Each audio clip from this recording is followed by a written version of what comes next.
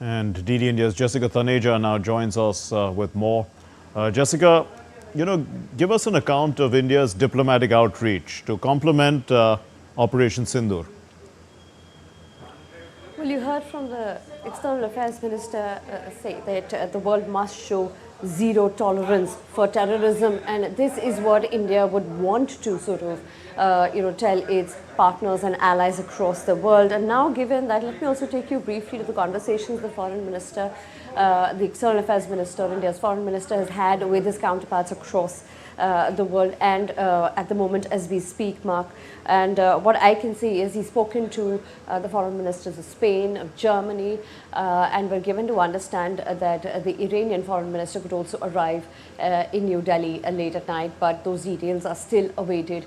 But as we speak, Mark, India has made all effort possible to tell its both allies and partners about Pakistan's link to the terror outfits that emanate from its soil.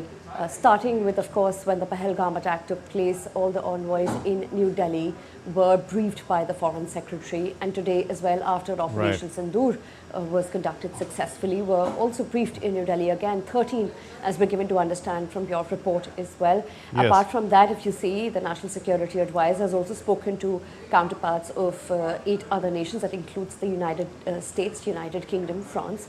So we're expecting more that India would do at this front in order to bring out Pakistan and the perpetrators who have been responsible for these heinous attacks on Indian soil for the last many decades, Mark. Jessica, how understanding has the international community been of India's position as a measured response and non-escalatory?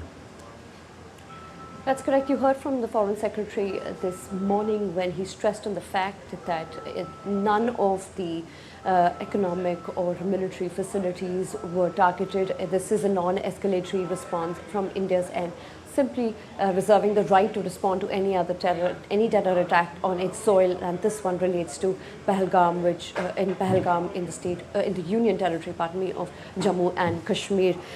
What we've seen so far from our counterparts in the United States and the United Kingdom, you'd recall, Mark, United States Vice President J.D. Vance was in India on the 22nd of April. He was in Jaipur delivering a lecture when the Pahalgam terror attack took place.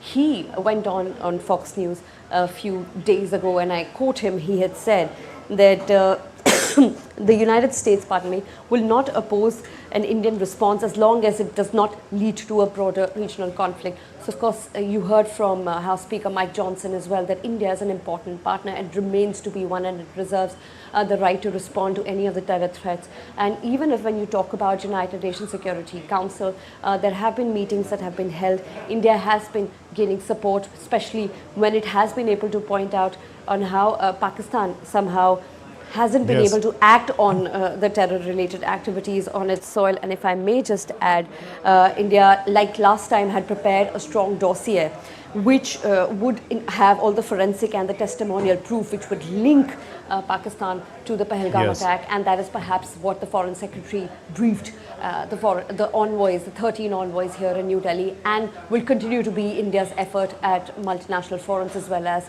multilateral initiatives and talks that are conducted in the future to highlight how India has been at the receiving end of this terror menace for a very long time now. We leave it there. Thank you very much, Jessica Taneja, for joining us with those inputs.